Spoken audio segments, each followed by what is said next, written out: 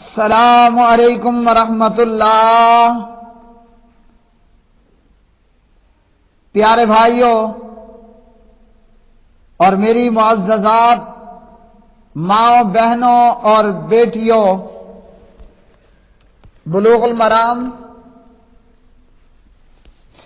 کتاب الجنایاتی جرائم سے متعلق احکام و مسائل،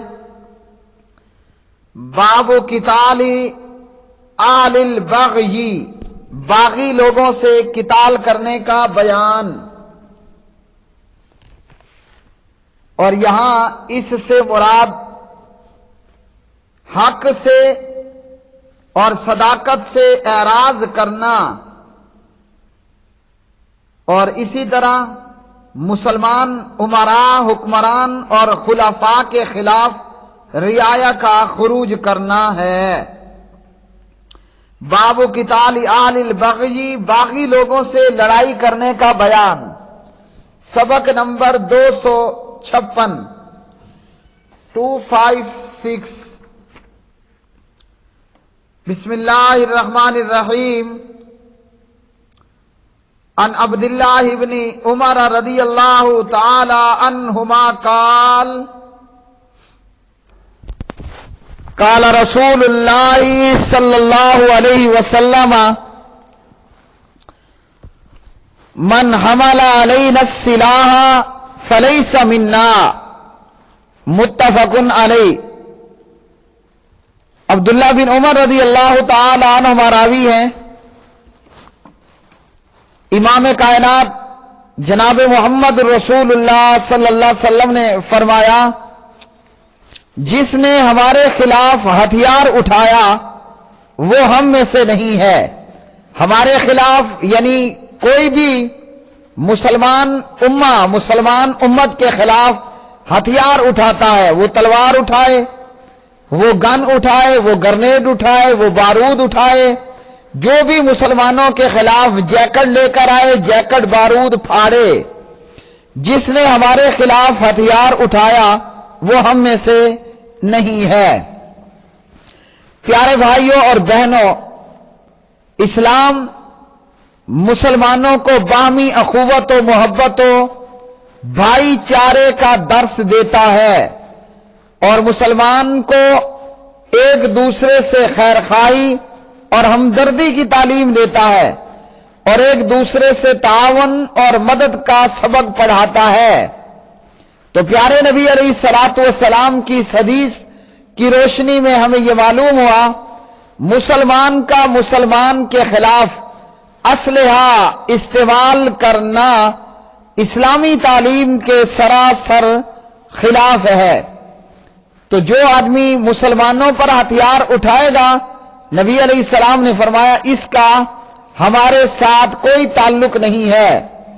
مسلمان کا کام تو یہ ہے کہ باہمی تعاون ہو اور آپس میں لڑائی جھگڑا نہ ہو، بلکہ ایک حدیث کے مطابق مسلمان تو وہ ہے کہ جس کے ہاتھ زبان سے دوسرے مسلمان محفوظ رہیں، اور جو مسلمانوں پر ہتھیار اٹھائے تو وہ ہم میں سے نہیں ہے، اور ایسا معاملہ کرنے والا وہ باغی ہوگا۔ اور یہ وہی کام کرنے والے لوگ ہیں کہ جو باغی ہیں اور باغی جماعتوں سے تعلق رکھنے والے ہوتے ہیں۔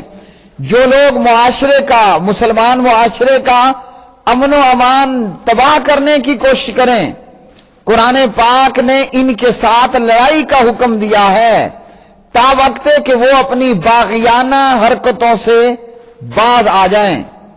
اعوذ باللہ من الشیطان الرجیم۔ فقاتلوا التی تبغی حتی تفیء الی امر اللہ، باغی گروہ سے اس وقت تک لڑائی کرو جب تک کہ وہ اپنی باغیانہ روش کو چھوڑ کر اللہ کے حکم کی طرف پلٹ نہ آئے۔ تو پیارے نبی علیہ السلام نے ایسے لوگوں کے تعلق سے یہ فرمایا۔ اب میرے پیارے بھائیوں، خارجی لوگ جنہوں نے مسلمانوں کو قتل کرنا شروع کر دیا اور مسلمانوں پر ان کے گناہوں کے ارتکاب کی وجہ سے کفر کے فتوے لگانا چھوڑ دیے۔ آج کی دنیا میں بھی آئی ایس داعش، ابو بکر خطیب بغدادی اور اس کی یہ خبیث جماعت، یا مسلمان ملکوں میں موجود ٹی ٹی پی جیسی خارجی تحریک رکھنے والی جماعتیں اور کلمہ پڑھنے والے مسلمانوں کے خلاف اسلحہ اور بارود اٹھانے والے، آج ہم میں سے بیسیوں سینکڑوں ہزاروں لوگ یہ منظر دیکھ چکے ہیں کہ آئی ایس داعش نے کلمہ پڑھتے ہوئے لوگوں کی گردنوں کو کاٹا۔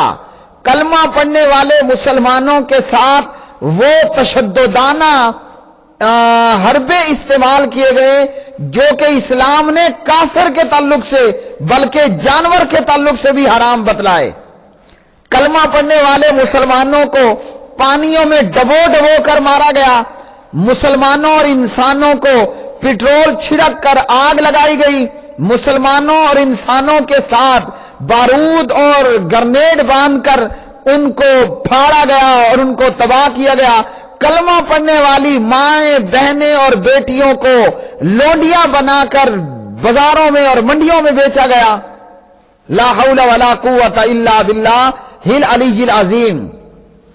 اور اسی طرح ٹی ٹی پی جیسی تخریب کار اور خارجی جماعتیں جنہوں نے کلمہ پڑھنے والی آرمی کو نشانہ بنایا، کلمہ پڑھنے والی پولیس کو نشانہ بنایا، لا الہ الا اللہ محمد الرسول اللہ کا اقرار اور گواہی دینے والی ایف سی کو بارود کا نشانہ بنایا، اور یہاں تک نہیں رکے بلکہ کلمہ پڑھنے والی پبلک اور عوام میں آ کر مساجد کے اندر بارود پھاڑے گئے اور عبادت خانوں کے اندر بارود پھاڑے گئے، اور اسی طرح جو ہے وہ مذہبی تقریبات اور جلسوں اور جلوسوں کے اندر آ کر بارود پھاڑے گئے، اور کلمہ پڑھنے والوں کو ظلم کرتے ہوئے بغیر کسی جرم کے قتل کیا گیا۔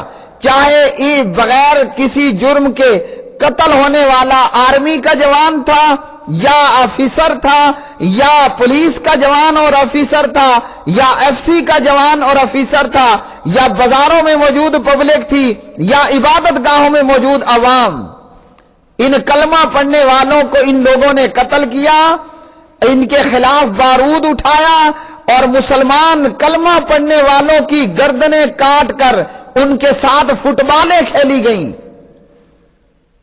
تو پیارے نبی علیہ السلام نے کیا فرمایا؟ جس نے ہم پر بارود ہتھیار اٹھایا، ہم پہ ہتھیار اٹھانے والا ہم میں سے نہیں ہے۔ ایسے لوگ، ان لوگوں کے تعلق سے اللہ کے قرآن کا یہ حکم فَقَاتِلُوا الَّتِي تَبْغِي حَتَّى تَفِيءَ إِلَىٰ أَمْرِ اللَّهِ، اور قرآن پاک کی اس آیت پر اللہ تعالیٰ ان عمل کرنے والوں کو جزائے خیر عطا فرمائے کہ پاک آرمی نے ان خارجی صفت لوگوں کے خلاف آپریشن کیے، بھرپور آپریشن کیے۔